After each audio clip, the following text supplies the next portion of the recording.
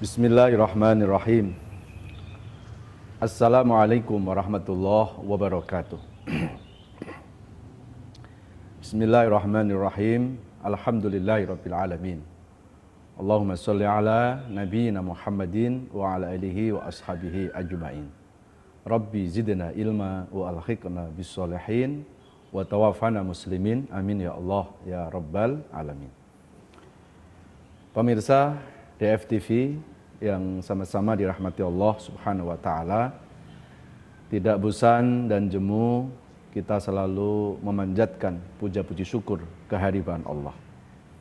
Karena Allah pun tidak pernah bosan dan jemu memberikan kenikmatan-kenikmatan kepada kita. Apakah kenikmatan yang kita minta ataupun tidak? Nikmat dari bangun tidur sampai tertidur kembali. Nikmat iman, nikmat Islam. Sungguh banyak nikmat yang Allah berikan kepada kita manusia. Maka saking banyaknya nikmat-nikmat itu, tidak mungkin kita mampu menghitungnya satu persatu. Allah berfirman, wa in ta'uddu ni'matallahi la tuhsuha. Andai kita mencoba untuk menghitung nikmat-nikmat Allah, tidak mungkin kita sanggup untuk menghitungnya. Dan memang Allah tidak menyuruh kita untuk menghitung nikmat-nikmat itu. Tetapi Allah menyuruh kita agar kita menjadi hamba yang pandai mensyukuri nikmat Allah itu. Allah janjikan di dalam Al-Quran banyak ayat-ayat yang menjelaskan pentingnya kita bersyukur, mensyukuri nikmat Allah, berterima kasih kepada Allah. Salah satunya ada di surat Ibrahim, surat 14 ayat yang ke-7. La in syakartum la azidannakum wa la in kafartum inna adzabi lasyadid.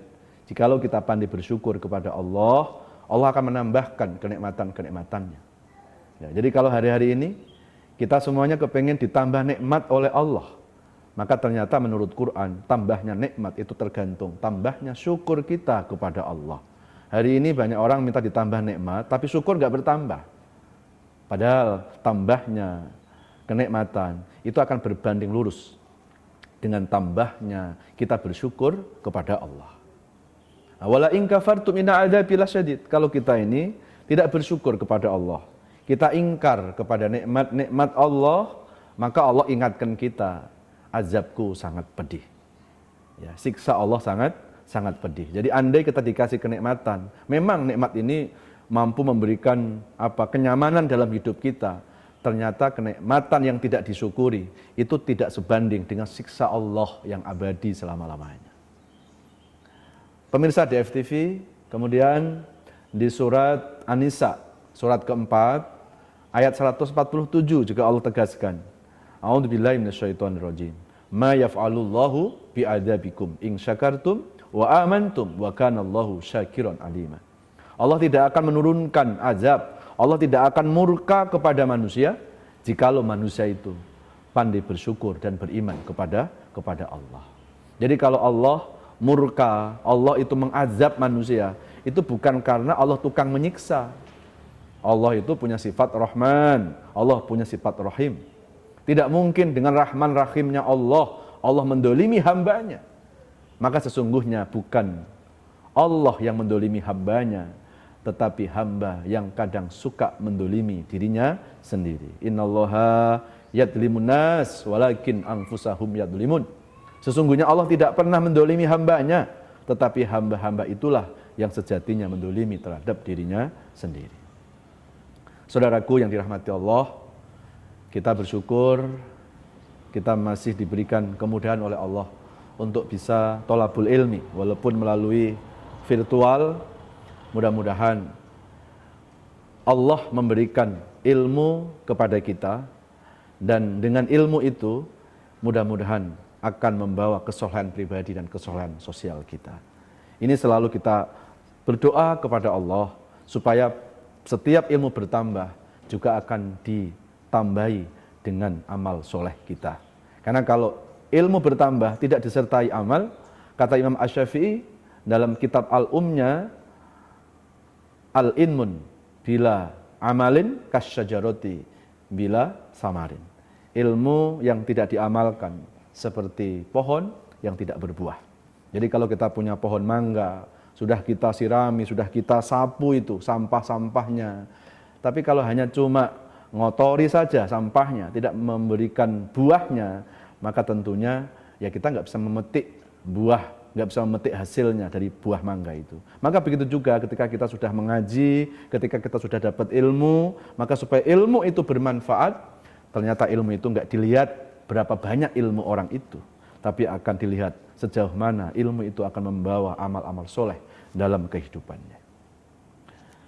Pemirsa DFTV yang dirahmati Allah, kita akan melanjutkan kajian hadis Arba'in Nawawiyah. Sekarang masuk ke bab yang ke-8. Yang bisa buka kitab, barangkali ada pemirsa di rumah, silahkan dibuka kitab Arba'in, kita sama-sama mengkaji. Ya. Ani bin Umar radhiyallahu anhuma, anna Rasulullah sallallahu alaihi wasallam qala umirtu an uqatilan nas hatta yashhadu alla ilaha illallah wa anna muhammadar rasulullah wa yuqimus shalah wa yu'tuz zakah fa idza fa'alu dzalik asamu minni dima'ahum wa amwalahum illa bihaqqil islam wa hisabuhum 'ala Allah taala, rawahul Bukhari wa Muslim. Ani bin Umar radhiyallahu anhuma, hadis ini dari Ibnu Umar radhiyallahu anhuma, semoga Allah meridhoi keduanya. Anna Rasulullah sallallahu alaihi wasallam, sesungguhnya Rasulullah sallallahu alaihi wasallam qala bersabda, umirtu, aku diperintahkan an uqatilan nas, supaya memerangi manusia, hatta yashhadu, sehingga manusia itu mau bersyahadat kepada Allah. Alla ilaha illallah, tidak ada Tuhan kecuali Allah.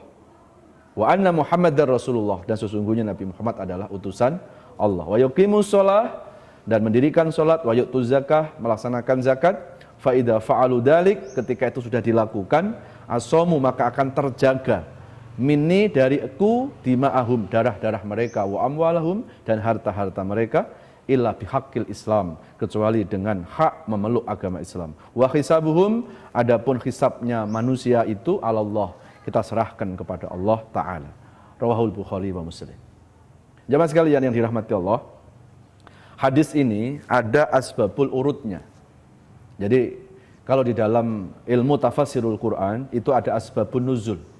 Asbabun nuzul itu apa? Itu kronologis dari sebab turunnya ayat. Makanya ketika kita memahami Quran, nggak bisa hanya kita pahami secara kontekstual, nggak bisa kita pahami hanya secara harfiah, nggak bisa kita pahami hanya dengan terjemah, nggak bisa. Ya, jadi ada asbabun nuzul. Nanti di Quran, selain ada asbabun nuzul, juga ada ayat-ayat Quran disebut dengan istilah mutasyabihat. Ada muhkamat, ada qauliyat, ada kauniyat. Jadi kalau kita mengkaji Quran, kita enggak memahami ilmu-ilmu itu bisa salah kita memahami ayat-ayat Allah. Saya ambil contoh ya, Di Quran itu ada ayat yadullah fauqa aydihim, tangan Allah di atas tangannya manusia. Ini kalau kita pahami secara tekstual, secara harfiah, orang berpikir, oh berarti Allah punya tangan. Ya, karena kalimat yadun itu tangan. Yadullah, tangan Allah di atas tangan manusia. Padahal yang dimaksud tangan di sini tafsirnya adalah qudratullah, yaitu kekuasaan Allah. Kenapa kok tangan diartikan kekuasaan? Biasanya kalau orang itu punya kekuatan, punya kekuasaan, selalu kan simbolnya tangan. Nah, jadi tangan itu kan simbol apa? Simbol kekuasaan, simbol semangat. Ya, itu makanya Quran menggunakan yadullah. Nah, ini contoh. Ada lagi ayat Ar-Rahmanu 'alal arsyistawa. Allah di atas langit, Allah di atas aras. Kalau kita memahaminya, ayat ini dengan pemahaman tekstual, kita berpikir, loh berarti Allah ada di atas dong, di bawah gimana? Nah, maka jumhur ulama, kita nggak bicara ba'dul ulama, karena kalau sebagian ulama itu belum kuat. Tapi kalau jumhur ulama, itu artinya apa? Itu sudah kebanyakan ijtihad ulama berpendapat bahwa yang dimaksud Ar-Rahmanu 'alal arsyistawa, Allah itu di atas langit, Allah itu di atas aras. Bukan fisiknya Allah yang ada di sana, tetapi itu melambangkan kemahatinggian Allah seperti langit yang ada di aras itu. Jadi lebih pada kemahatinggian Allah. Nah, ini kalau kita tidak memahami dengan pemahaman-pemahaman yang benar, maka bisa salah arti itu. Nah, maka di dalam hadis itu juga sama ternyata. Ya, kalau di Quran ada asbabun nuzul, kalau di dalam hadis itu ada asbabul urud. Nah, kalau asbabul urud itu lebih pada kontekstual. Jadi ada hadis disampaikan itu hubungannya dengan konteks, hubungannya dengan pada saat itu. Ini belum tentu cocok untuk saat yang lain. Ya, saya ambil contoh ya. Saya ambil contoh. Kalau kita buka di dalam hadis Muslim, Rasulullah SAW itu diriwayatkan ketika Rasulullah memasuki Ramadan dan ketika Rasulullah mau mengakhiri Ramadan, Rasulullah SAW itu disebutkan melakukan zakat fitrah. Kalau kita buka hadisnya, idza kana fi akhiri Ramadan yu'ti zakatal fitri bisa berarti dhiroin, bisa berarti dhiroin. Rasulullah ketika memasuki akhir-akhir Ramadan, maka Rasulullah itu melakukan zakat fitrah. Rasul melakukan zakat fitrah. Dengan apa zakat fitrah Rasulullah? Bisalah sati bitamrin, bisalah sati dhiroin minat tamri, yaitu dengan 3 genggam korma. Itu hadisnya itu. Berarti Rasulullah zakat fitrah itu dengan korma. 3 dhiro itu ya kurang lebih sekitar 2 kiloan gitu lah ya. 2 kiloan. Nah, kalau kita memahami hadis ini dengan pemahaman tekstual, berarti zakat fitrahnya Rasulullah tidak dengan beras. Rasulullah zakat fitrah dengan apa? Korma. Lah, lalu apakah kita memahami hadis ini, kemudian hari ini kita zakat fitrah dengan korma? Ya, jadi kalau kita nggak pakai korma, berarti kita berbeda dengan Rasulullah dong. Rasulullah zakat fitrah itu tidak dengan beras, tapi Rasulullah dengan korma. Nah, maka memahami hadis ini tidak bisa dipahami dengan pemahaman yang tekstual. Kenapa Rasulullah kok zakat fitrah dengan korma? Karena korma pada saat itu adalah menjadi makanan pokok. Nah, maka jumhur ulama ahli hadis berpendapat, kalau begitu zakat fitrah dalam kondisi kekinian, dalam kondisi sekarang itu tidak harus dengan korma, tapi dengan makanan pokoknya. Nah, kalau Rasulullah itu ngasih korma, salah satu makanan pokok pada saat itu adalah korma. Nah, sekarang makanan pokok di Indonesia apa? Beras, maka beras itulah yang digunakan untuk zakat fitrah. Lah, ketika kita melakukan zakat fitrah dengan beras, ini bukan sesuatu yang berbeda dengan yang dilakukan Rasulullah itu. Kita bukan membuat syariat baru, tetapi kita lebih melihat kormanya bukan dari makna korma, tapi korma dari sisi makanan pokoknya. Nah, mungkin di daerah Gunung Kidul, ya, daerah Gunung Kidul Jogja, itu ada satu kampung yang nggak makan beras. Dia justru makan tiwul. Maka zakat yang kita berikan kepada mereka lebih bagus tiwul, karena tiwul di situ adalah makanan pokok itu. Nah, ini cara memahami hadis. Ya, jadi jangan kita memahami hadis itu hanya dengan pemahaman-pemahaman yang harfiah, hanya dengan pemahaman-pemahaman yang tekstual. Ya, kalau kita pahami hadis dengan pemahaman-pemahaman tekstual, nanti pemahaman kita akan kaku. Nah, ketika orang Islam kaku, itu yang kaku bukan Islamnya, tapi yang kaku adalah pemahaman orang Islam itu sendiri yang kaku. Kalau Islam itu nggak pernah kaku. Ya, ad-dinu nasihah. Kemarin kita udah bahas itu kan, bahwa agama itu nasihat. Indah sekali.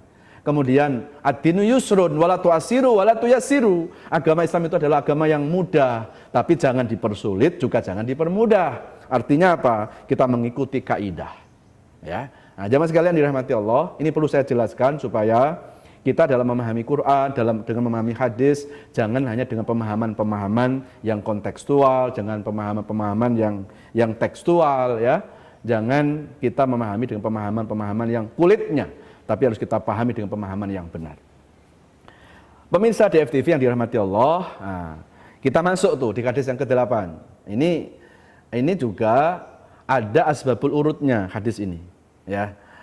Kata Ibnu Umar dalam hadis ini, ya, umirtu an uqatilan nas. Aku tuh diperintahkan Rasulullah untuk memerangi manusia. Ya, hatta yasyhadu, kecuali kalau manusia itu mau bersyahadat kepada Allah. Kalau kita pahami hadis dengan pahaman harfiah, waduh, sadis amat Islam ini. Ya, kok kayak memaksa harus diperangi itu orang kalau orang itu tidak bersyahadat kepada Allah. Ini kan bertentangan dengan apa yang dilakukan Rasulullah. Ya, sementara Ibnu Umar itu sahabat Rasulullah. Ya, masuk sahabat Nabi bertentangan dengan apa yang dilakukan oleh Nabi. Maka konteks hadis ini hubungannya dengan peristiwa yang terjadi pada masa Khalifah Abu Bakar As-Siddiq. Ini asbul urutnya ini. Jadi pada masa Khalifah Abu Bakar As-Siddiq itu ada sebagian orang Islam yang murtad. Ya, ada sebagian orang Islam apa? Yang murtad, yang kembali kepada agama musyrik, yang kembali kepada agama jahiliyah. Dan sudah begitu, orang-orang Islam yang keluar dari Islam, yang murtad itu, dia menjelek-jelekkan Islam. Bahkan dia paksa orang yang sudah Islam supaya mengikuti jejaknya, supaya mengikuti kemurtadannya. Ya, makanya murtad ini salah satu dosa yang sangat luar biasa. Jadi murtad ini mbahnya dosa ini. Ya, sampai Quran mengatakan wa may yartadid an dinihi fayamut wa huwa kafirun faulaika alladziina habitat a'maluhum wa huwa fil akhirati minal khosirin. Barang siapa yang murtad dari agamanya, keluar dari agama Islamnya dengan sengaja, maka kemudian orang itu meninggal dunia, maka meninggalnya dalam keadaan kafir. Enggak cuma meninggal dalam keadaan kafir, tetapi apa? Faulaika alladziina habitat a'maluhum, amal-amal kebaikannya yang dilakukan selama dia Islam terhapus semuanya. Dan kalau sudah terhapus, apa yang terjadi? Faulaika humul khosirun. Maka orang yang murtad itu adalah orang yang merugi. Nah, jamaah sekalian dirahmati Allah, pada masa Abu Bakar As-Siddiq ternyata orang murtad itu ada. Makanya kalau bicara orang itu keluar dari agama, itu suatu bukan yang baru gitu. Ya, jadi di zaman sahabat aja ada orang yang keluar dari agama itu. Nah, mungkin penyebabnya berbeda gitu ya. Kalau sekarang ada orang murtad, kadang-kadang apa? Karena faktor kemiskinan umpamanya ya, karena faktor urusan perut ya, kan banyak tuh ada orang-orang Islam, saudara-saudara kita yang susah hidupnya, kemudian didatangi oleh misionaris, dibantu pakaian bekas, dibantu sembako, ya lama-lama kemudian simpatik dengan agama orang itu, akhirnya keluar dari agama Islam, itu kan ada. Atau ada lagi yang murtad karena apa? Karena faktor keyakinannya berubah, ya. Ada masalah banyak, apalagi masalah-masalah dalam kondisi sekarang ini, ya. Hubungannya dengan pandemi, banyak orang yang hilang pekerjaan, akhirnya larinya ke dukun. Nah, ini akhirnya apa? Akhirnya dia keluar dari akidahnya, ya. Ini secara tidak langsung dia sudah keluar dari agama Islam. Atau ada lagi yang keluar dari agama Islam karena faktor cinta. Ya, mungkin salah satu pasangannya ada yang non muslim gitu kan, akhirnya ikut agama pasangannya itu. Nah, itu juga bagian dari murtad itu. Nah, pada masa Abu Bakar As-Siddiq, ketika ada orang-orang Islam yang keluar dari Islam, kalau mereka hanya keluar saja, tidak menjelek-jelekan Islam, tidak memaksa-maksa orang yang sudah Islam supaya mengikuti jejaknya, maka Abu Bakar As-Siddiq pun tetap membiarkan. Karena di dalam Islam kan sudah ada ayat lakum dinukum waliyadin. Ya, jadi nggak ada paksaan dalam beragama, dalam berakidah itu. Ya, jadi nggak ada paksaan. Nah, tetapi ketika orang-orang yang murtad pada masa Abu Bakar itu, kemudian mereka memaksa orang Islam supaya keluar dari Islam, menjelek-jelekkan Islam, nah, maka Abu Bakar As-Siddiq itu membuat satu ketegasan. Oh, nggak boleh didiamkan ini, nggak boleh didiamkan.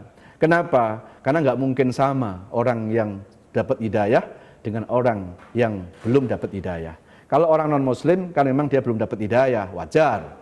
Tapi kalau orang sudah dapat hidayah, kemudian dia keluar dari hidayah, keluar dari Islam, sudah begitu dia mengobok-obok Islam, menjelek-jelekkan Islam, maka sikap Abu Bakar As-Siddiq saat itu sebagai khalifah, ya sebagai presiden lah, kalau sekarang beliau mengambil satu ketegasan, menyikapi orang-orang yang seperti itu. Kata Abu Bakar As-Siddiq, perangi mereka sampai mereka tidak melakukan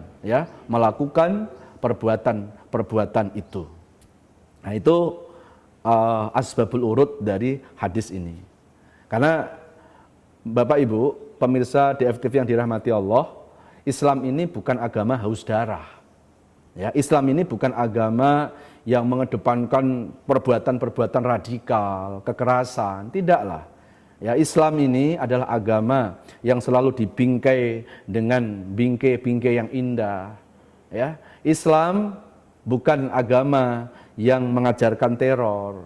Ya, maka jelas kalau ada orang Islam kok melakukan tindakan-tindakan teror, kita harus berani mengatakan Islam bukan teroris dan teroris bukan Islam gitu. Ya, tapi kan dia mengaku beragama Islam. Kalaupun dia mengaku beragama Islam, yang salah bukan Islamnya. Yang salah ya dia, oknumnya yang salah. Ya, ayo kita buka ya ayat-ayat ghazwah di dalam Quran. Ya, bagaimana Al-Quran bicara tentang ayat perang. Jelas ayatnya itu. Jadi bukan ketika ada orang non-muslim langsung main hajar, main perang, main bunuh, enggak. Perintah perang itu ketika umat Islam diperangi. Umat Islam mengajak baik-baik. Kan Rasulullah itu 13 tahun di Mekah mengajak dengan santun loh. Hanya cuma menyampaikan kalimat ya ayyuhan nas, qulu la ilaha illallah tuflihu, ucapkan kalimat la ilaha illallah hai manusia, engkau akan selamat. Adapun manusia kok nggak mau ikut sama Nabi, Nabi nggak memaksa itu. Karena di dalam Quran jelas itu la ikraha fiddin, nggak ada paksaan dalam beragama. Jadi Rasulullah nggak pernah memaksa orang untuk memeluk agama Islam, gitu. Nah, ketika Rasulullah sudah melakukan dengan akhlak yang baik, tidak pernah memaksa orang, tiba-tiba Nabi mau dibunuh, Nabi disakiti, Nabi didolimi, maka disitulah turun ayat-ayat perang. Jadi perang itu bukan yang memulai umat Islam, tetapi Islam itu membela diri. Ayo kita buka ayatnya ya. Kita lihat surat Al-Baqarah, surat kedua 190. Ya, Al-Baqarah 190. A'udzubillahi minasyaitonirrajim. Bismillahirrahmanirrahim. Wa qatilu fi sabilillahi alladhina yuqatilunakum wa la ta'tadu. Innallaha la yuhibbul mu'tadin.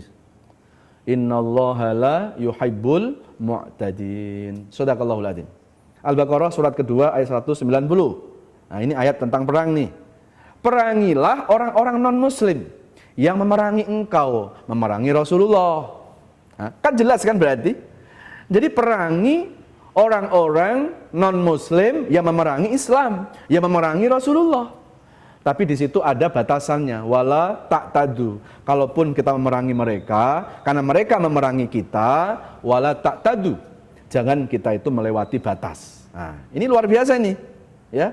Jadi jangan melewati batas. Maksudnya apa? Tafsir jangan melewati batas ketika orang non-muslim itu duel umpamanya nih dengan orang Islam. Terus dia sudah menyerah. Tidak boleh kita membunuh, apalagi membunuh, menyakiti aja nggak boleh. Kita harus tinggalkan dia ketika dia sudah menyerah. Jadi ketika dia bilang, aku tidak akan menyakiti umat Islam, tinggalkan. Karena tujuannya perang dalam Islam bukan menghilangkan nyawa, tapi menyadarkan supaya mereka juga toleransi dengan Islam. Nah, ini penting gitu loh. Jadi jangan sampai umat Islam disuruh toleransi, sementara mereka nggak toleransi. Ini kan nggak pas. Ya, jadi sebetulnya kalau bicara toleransi, Islam itu nggak perlu diajari toleransi itu. Kan sudah ada ayat lakum dinukum waliyadin, sudah lama itu turunnya itu. Ya, dan buktinya banyak umat Islam ketika di sekitar umat Islam itu ada orang non-Muslim, umat non-Muslim itu minoritas, yang mayoritas adalah umat Islam, pasti umat non-Muslim itu terlindungi kok. Tapi coba kita lihat faktanya. Ini kita bicara fakta saja. Tapi begitu kita lihat orang Islam yang tinggal di mayoritas umat non-muslim, apa yang terjadi? Saudara kita di Myanmar bagaimana? Saudara kita di Uighur bagaimana? Ya. Jadi kalau bicara Islam tidak toleran, siapa yang nggak toleran? Ya, yang toleran adalah Islam. Tidak ada orang non-muslim di lingkungan orang Islam terus dibunuh, terus diintimidasi, nggak ada. Karena itu bukan ajaran Islam gitu. Ya. Jadi kalau kita mau fair, ayo ketika kita mau ngejak toleransi, ya jangan orang lain suruh toleransi ke kita, tapi kita nggak toleransi, jangan. Semuanya toleransi lah. Ya, urusan agama kita kembalikan kepada Allah. Tapi kita lebih fokus melihat dari sisi kesamaan. Apa kesamaan kita dengan mereka? Ya mereka manusia, kita manusia. Kita disakiti, kita nggak mau. Kenapa kita menyakiti mereka? Inilah indahnya ajaran Islam. Ya. Kemudian ayat lanjutannya tadi Al-Baqarah 190, wala ta'tadu innallaha la yuhibbul mu'tadin. Allah tidak suka dengan orang yang melewati batas. Kalau saya buka dalam tafsir tentang ayatul ghazwah, ayat-ayat perang itu, ternyata kalaupun terjadi perang orang Islam dengan orang non-Muslim, itu nggak langsung terjadi perang loh. Ada negosiasi dulu. Nanti antara pimpinan perang Islam sama yang non-Muslim bertemu, musyawarah. Ya, udahlah, nggak usah perang lah. Ya, sebaiknya kita saling menghargai saja. Emang nggak kasihan kamu nanti istrimu jadi janda? Emang nggak kasihan anakmu jadi anak yatim? Ya, udah, kita nggak usah saling mengganggu. Ternyata ada sebagian yang lain, oh enggak, tetap aku akan ganggu. Kalau engkau masih beragama Islam, kalau engkau masih mengajak orang untuk beragama Islam, aku akan bunuh engkau. Di situ baru, kalau begitu ya kami harus membela diri dong. Enggak mungkin engkau mau membunuh aku biarkan saja. Nah itu. Yang kedua, tempat perang itu ditentukan loh. Makanya kalau kita buka sejarah perang itu, kebanyakan kan di daerah-daerah gunung. Ada perang Uhud, tadi di gunung Uhud, ya kan? Ada perang Badar. Itu enggak di tempat pemukiman. Jadi begitu sepakat perang, di mana kita perang. Begitu. Umpamanya nih disepakati, oke kalau gitu kita perang di lapangan Pondok Aren. Walaupun ketemu di jalan, nggak boleh kita perang sampai kita bertemu di lapangan Pondok Aren. Itu pun nggak langsung perang loh. Ada yang namanya baiat, ada namanya perjanjian lagi. Ya, apa sudah dipikirkan matang-matang? Apa nggak kita lebih bagus damai saja? Gitu. Ya, dan ada bulan-bulan yang diharamkan untuk berperang. Kalau kita buka di surat At-Taubah surat 9 ayat yang ke-35 itu ada 4 bulan yang enggak boleh perang. Ya, inna iddatash syuhuri indallahi 12 syahran fi kitabillah yauma khalaqas samawati wal ard minha arba'atun hurum. Ya, maka 4 bulan itu enggak boleh perang tuh. Dzulqa'dah, Dzulhijjah, kemudian Muharram dan bulan Rajab. Itu enggak boleh berperang kita. Karena itu bulan yang diharamkan oleh Allah Subhanahu wa taala. Jadi jangan ketika ada ayat-ayat perang di dalam Quran terus kita mengambil kesimpulan bahwa Islam itu memang dimajukan dengan pedang.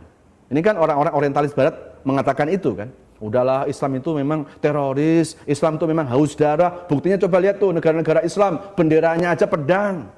Jadi seolah-olah Islam ini haus darah.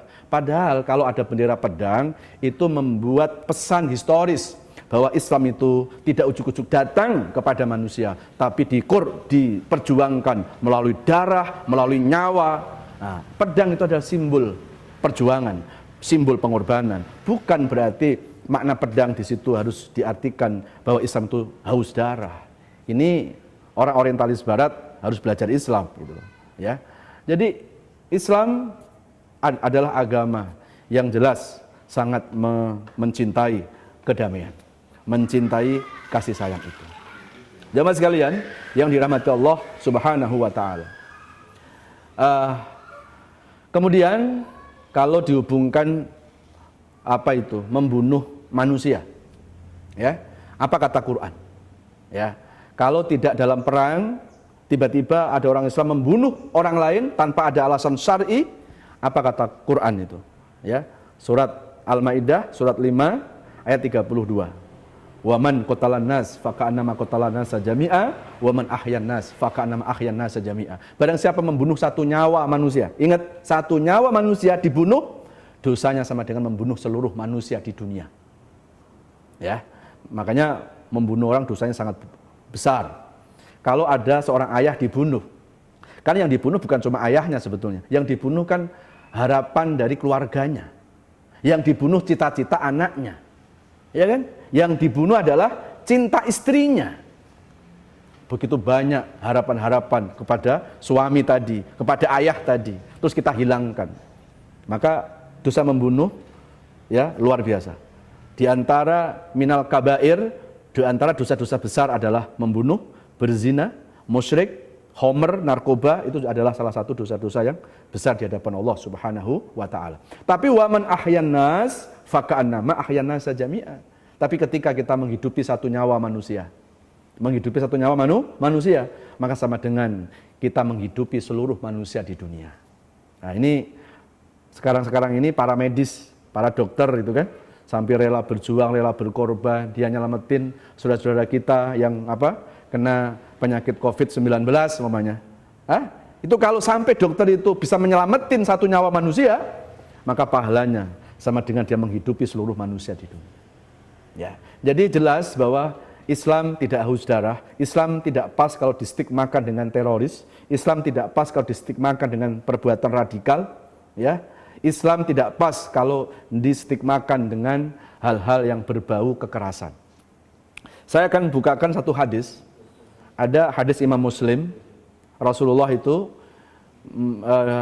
bersabda, naha Rasulullah sallallahu alaihi wasallam an akli saumi wa alla yaqrabanna ahadu masjidah hada. Ini dalam kitab Sahih Muslim. Rasulullah melarang kepada kami untuk datang ke masjid. Kemudian kami bertanya kepada Rasulullah, ya Rasulullah, kenapa engkau melarang aku nggak boleh ke masjid? Bukankah ke masjid itu perintahmu? Bukankah ke masjid itu perintahnya Allah? Innama ya'muru masajidallah man amana billah wal yaumil akhir. Kenapa engkau melarang aku nggak boleh ke masjid? Apa kata Rasulullah? Aku melarangmu nggak boleh ke masjid karena aku tahu kamu habis makan dan setelah makan kamu lalap pakai bawang. Dan setelah kamu lalap pakai bawang, kamu tidak siwak, kamu tidak sikat gigi kalau sekarang. Maka aku khawatir kalau kamu ke masjid, nanti bau mulutmu ganggu orang yang ada di masjid. Ya, Rasulullah SAW, ya, Rasulullah melarang, ya, Allah yaqroban masjidah, tidak boleh mendekati masjid. Kenapa? Karena ada sesuatu yang dikhawatirkan mengganggu orang yang ada di masjid. Sekarang ayo kita takwilkan hadis ini. Apakah ada kekerasan fisik? Makan pakai bawang, sepertinya nggak ada kekerasan fisik kan? Ini hanya kekerasan mulut, hawa mulut. Rasulullah melarang sahabat itu supaya nggak ke masjid, karena khawatir bau mulutnya mengganggu kenyamanan orang-orang yang ada di masjid.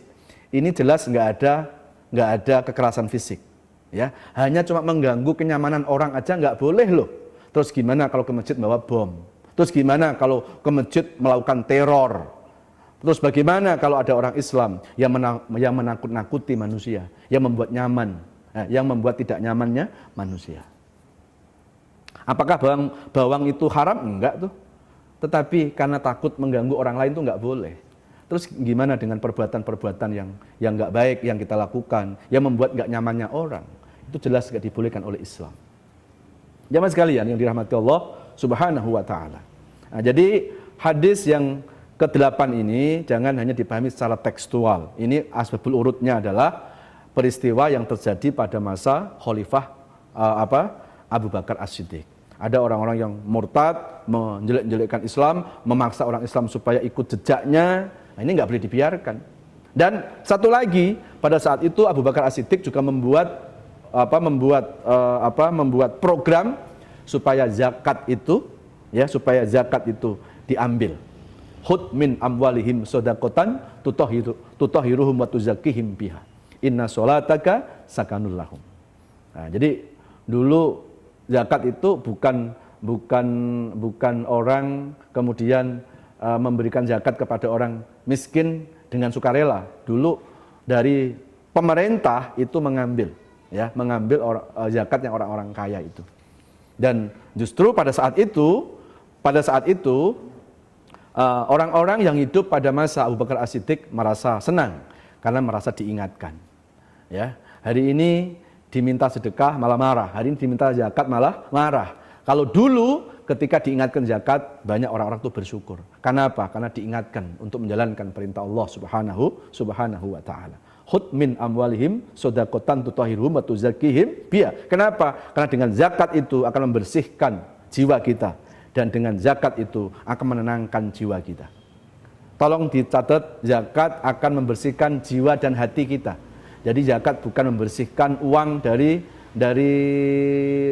korupsi, dari sesuatu yang haram, tidak. Karena di dalam Islam tidak ada istilah money laundry, tidak ada penyucian uang dengan zakat. Tapi zakat itu akan membersihkan hati kita, zakat kita. Ya, maka program yang dilakukan oleh Abu Bakar As-Siddiq ternyata itu cukup berhasil. Sehingga menekan orang-orang yang tadinya mau murtad, akhirnya nggak jadi murtad. Dan menekan orang yang tadinya pelit, medit, kikir, bakhil, akhirnya mereka pun mau melaksanakan zakat itu. Dan kalau kita buka dalam riwayat, jamaah sekalian, pada masa Abu Bakar As-Siddiq menjadi khalifah, ya, diriwayatkan ada yang mengatakan 3 tahun, ada yang mengatakan 3 tahun setengah menjadi khalifah, beliau sudah bisa memberdayakan, ya, beliau sudah memberdayakan ekonomi umat, ya, dengan apa? Dengan mengambil uang zakat untuk mengentaskan kemiskinan. Dan pada akhir masa khalifah Abu Bakar As-Siddiq, cari orang yang nerima zakat itu susah.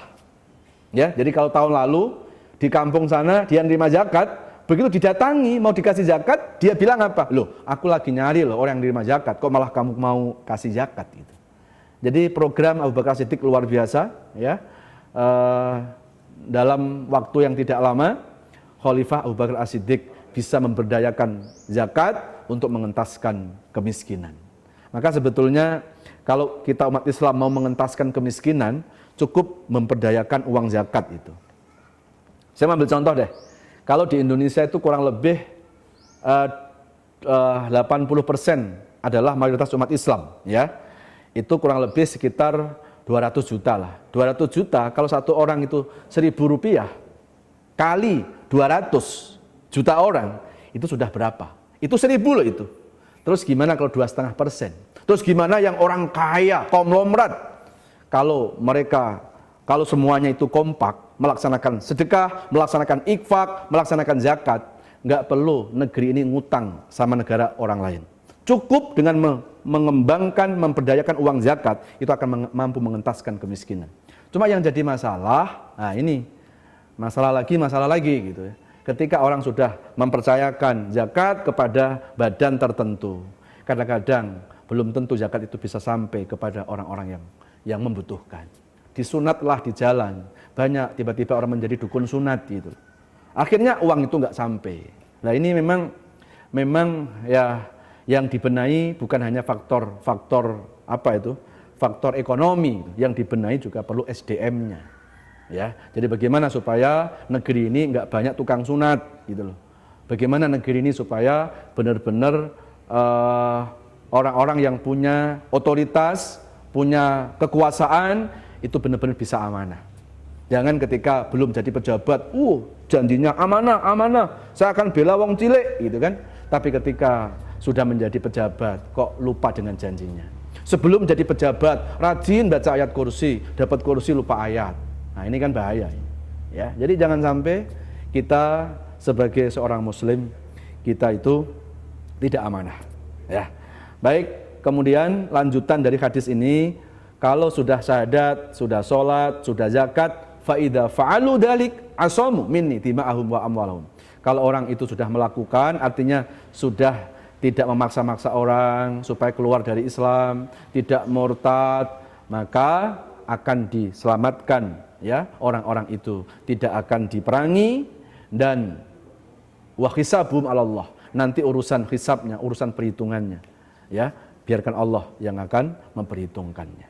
Nah, mudah-mudahan kajian hadis pada sore hari ini untuk menyambut ya datangnya buka puasa yang tinggal sebentar lagi akan menambah keilmuan buat kita. Sehingga puasa kita tidak hanya nilai ibadah puasa tok, tapi di dalam puasa kita juga bertambah ilmu kita. Kita juga bertambah wawasan tentang agama, tentang ilmu agama kita. Mudah-mudahan setiap sore kita mengkaji hadis, ini akan membawa tambahan-tambahan ilmu kepada kita. Insyaallah besok kita lanjutkan hadis yang ke-9. Kurang lebihnya mohon maaf, kepada Allah saya mohon ampun, kepada jamaah saya mohon maaf. Subhanakallah wa bihamdika asyhadu alla ilaha illa anta astaghfiruka wa atubu ilaik. Walhamdulillahirabbil alamin. Wassalamualaikum warahmatullahi wabarakatuh.